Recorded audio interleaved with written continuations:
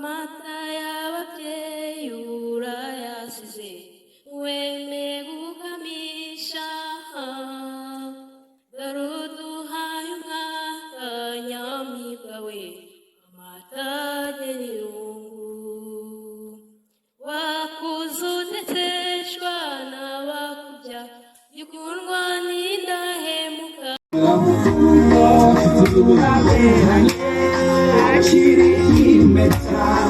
twandika amateka byare n'imfura cy'umuzukuru nahoraga njya kuvumba amashimwe y'abandi barebera mu madirishya abandi batamba Yesu utarobanura ku butoni araza azura ibyanjye byapfuye bibaho indirimbo yanjye yari impano uzageza he bituma mpinduka urugero rwiza ku batawe nkahunga inzira nyabagendwa nkanyura mu dusese Ngatetu 50 Ngatetu 50.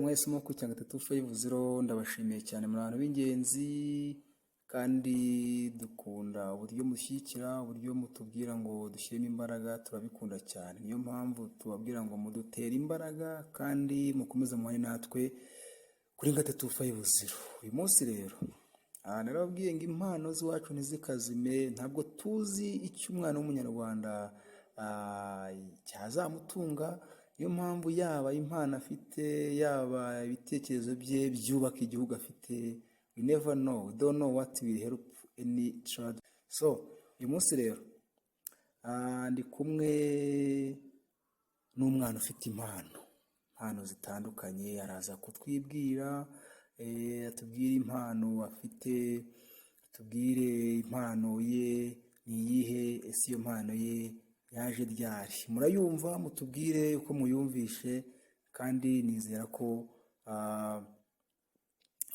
mushobora kukimana mushyigikira rwose kubera ko ntabwo tubizi niba tugomba gufasha impano zose z'iwacu zikazamuka yego reka dutangire tumwakire witwa nde murakoze amazina y'izindi shimwe niga mu mwaka wa 4 w'indimi mfite impano yo kuririmba egera mikoro neza igihe namenyeye kuririmba nabikuye ubundi hari korali mbamo mu mwadeperi abantu bita ku itorero rya Manyara ngiye mbona abagenzi banjye nyiri umwana muto bajya banyigisha kuririmba impano yanjye igenda izamuka buhoro buhoro mfite impano yo kuririmba kandi kumva nzanabikomeza indirimbo zisanzwe z'Imana ubwo tuzi zisanzwe n'izi ngizi nyine zitari ziramye zitari zaririmba Imana uririmba izihe ndirimba n'indirimbo z'ubukwe ndirimba n'iz'Imana aho hose ushobora kuririmbira umugeni akarira yarira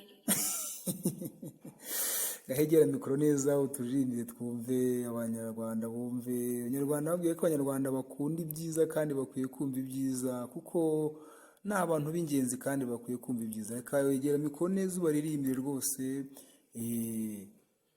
ngiye kuririmba indirimbo yitwa amata y'ababyeyi urayasize iyo ngiyo bayiririmbira abageni tugiye kurimbira umugeni noneho okay amata y'ababyeyi urayasize wemeye gukamisha garuduhaye umwaka nyamibwa we amata agena irungu wakuze uteteshwa n'abakubya gikundwa n'indahemuka basaza ba urabe hose nyamibwa tuzahora tugusura amata y'ababyeyi urayasize wemeye gukamisha dore uduhaye umwaka nyamibwa we amata agena irungu wakuze uteteshwa n'abakubya ukundwa n'indahemuka basaza bawe urabe hose nyamibwa tuzahora tugusura urabeho nyamibwa ikeye wa mwiza uduteye irungu nyirabayazana ninde ugukuye mu rungano urabeho nyamibwa ikeye wa mwiza uduteye irungu nyirabayazana ninde ugukuye mu rungano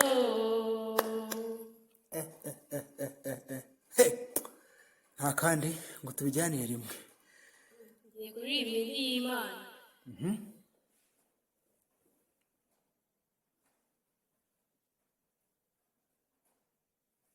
nahoraga njya kuvumba amashimwe y'abandi nkarebera mu madirishya abandi batamba Yesu utarobanura ku butoni araza azura ibyanjye byapfuye bibaho indirimbo yanjye yari impano uzageza he bituma mpinduka urugero rwiza ku batawe nahunga inzira nyabagendwa nkanyura mu dusesero kandi mfite amasezerano atabarika wampaye zaburi ndirimba si iya Dawidi zaburi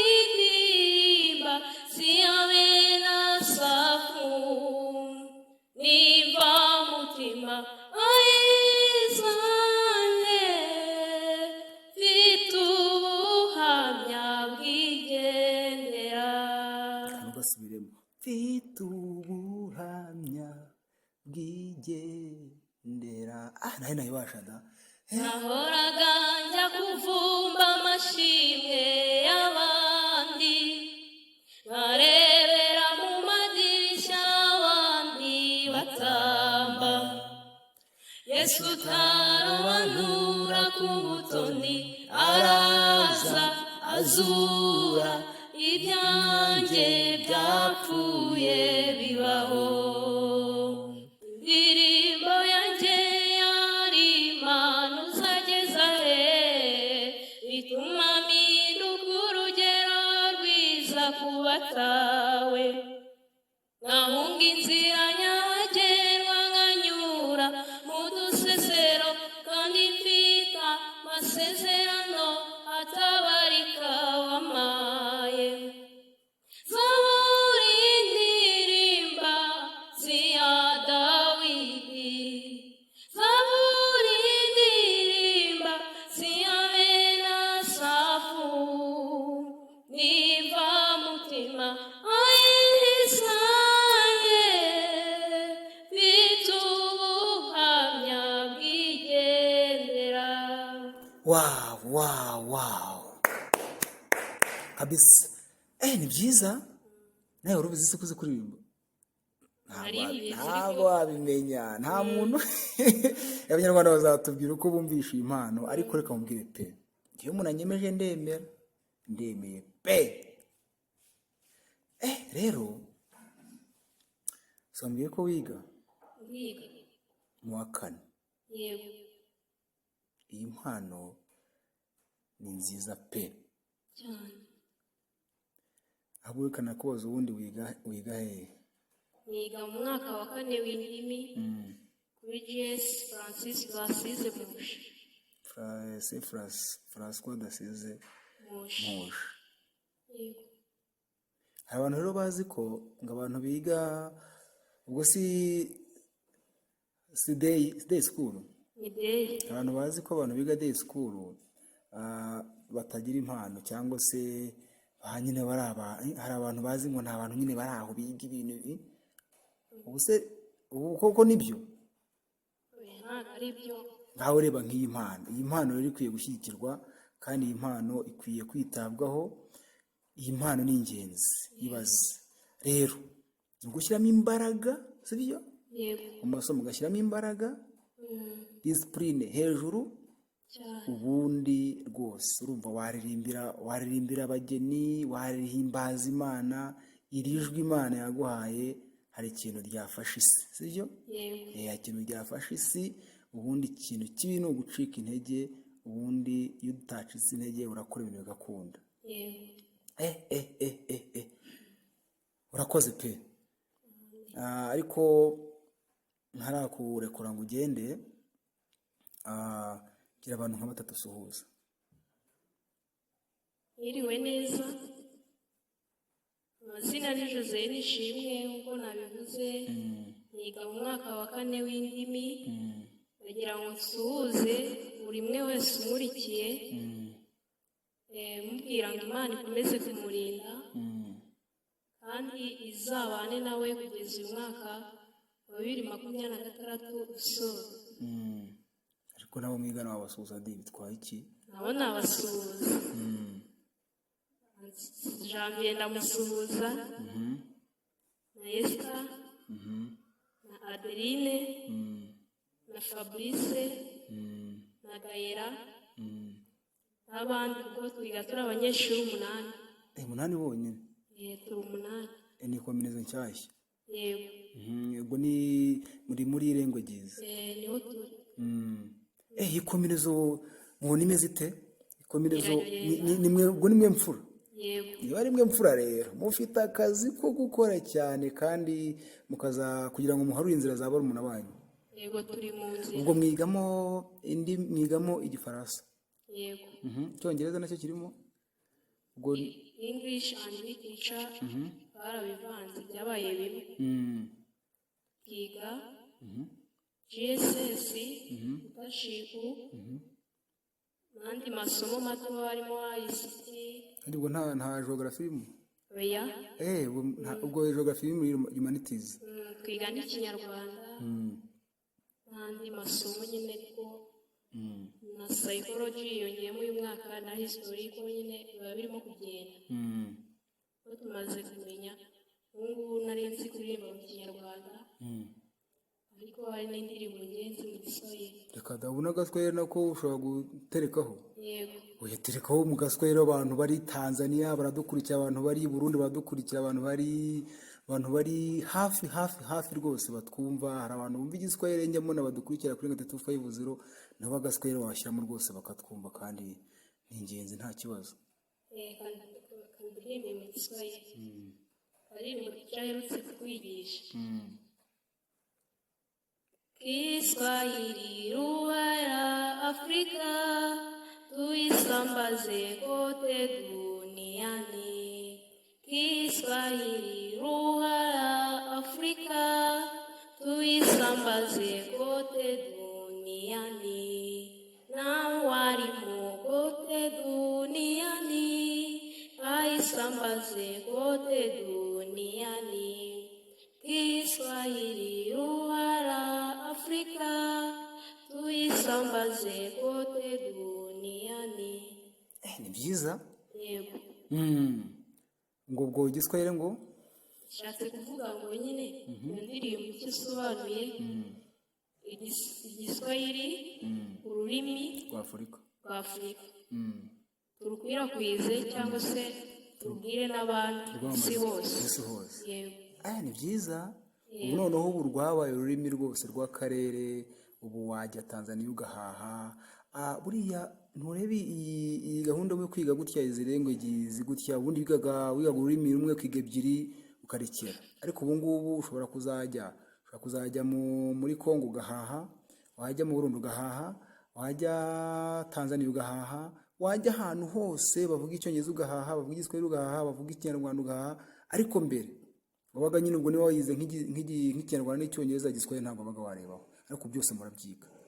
ni impamvu rero ni ukugira ngo umwana w'umunyarwanda azabashe guhangana ku isoko ry'umurimo, aho abonye amahirwe haba mu gihugu haba mu karere ahita ajya guhaha.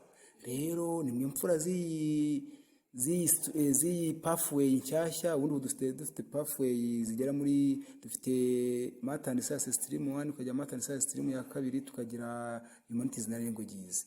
Urumva ni ukugira ngo niba umwana yize isomo rirenze 2, ubwo abasha kuba yabona amahirwe. Niba haza amahirwe y'igiswahili uzaba urimo, nihaza amahirwe y'ikinyarwanda uzaba urimo, nihaza aho bakeneye umuntu uvuga icyongereza uzaba urimo.